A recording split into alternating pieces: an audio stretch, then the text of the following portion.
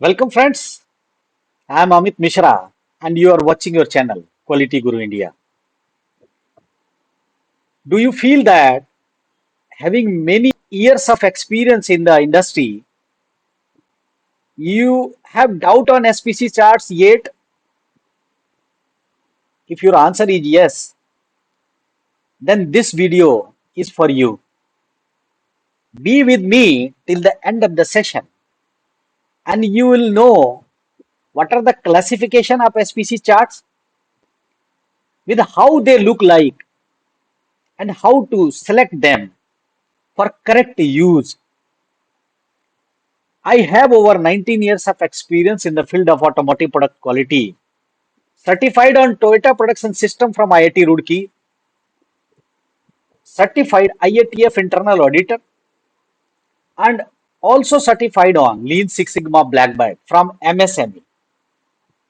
Apart from this, I have taken management degrees from top business schools of India. Let's see the classification of control charts.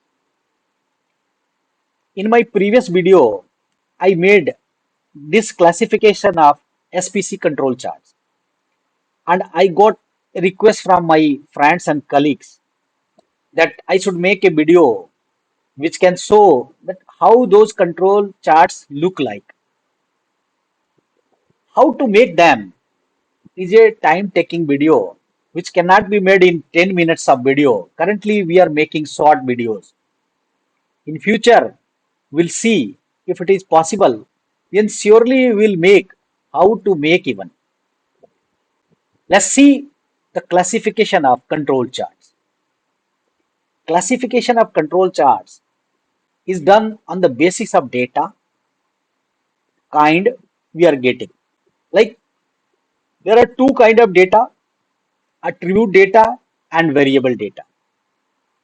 If attribute data, then some kind of control charts used, and if the data is variable, then some kind of control charts used. Let's see first attribute data.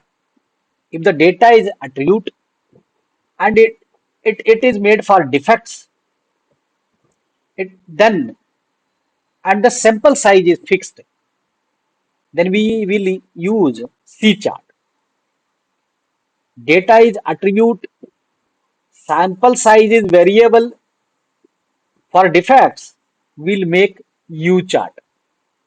And for defectives, sample size is fixed, then we will use NP chart. And if the sample size is variable, then we will use P chart. For variable, if subgroup size is 1, then it will be IMR chart. And if subgroup size is between 2 to 10, then it will be X bar R chart. If it is 10 more than 10, then it will be X bar S chart. Let's see how these charts look like. P chart is used when the sample size is constant and we want to know the number of defects coming.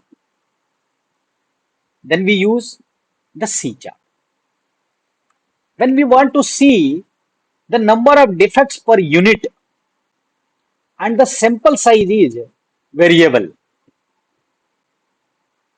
then we use U chart. Let's see the NP chart. If we have fixed sample size and we want to see the number of defectives, then we use NP chart. If the sample size is variable and we want to see the number of defectives per unit or proportion, then we use P chart. Let's see the X bar R chart. I think most of the people use this X bar R chart. When the data is between 2 to 10, then we use this X bar R chart. Similarly, for If the data, if the single data is there in the subgroup, then we use IMR chart, because in the subgroup there is only one data for every subgroup.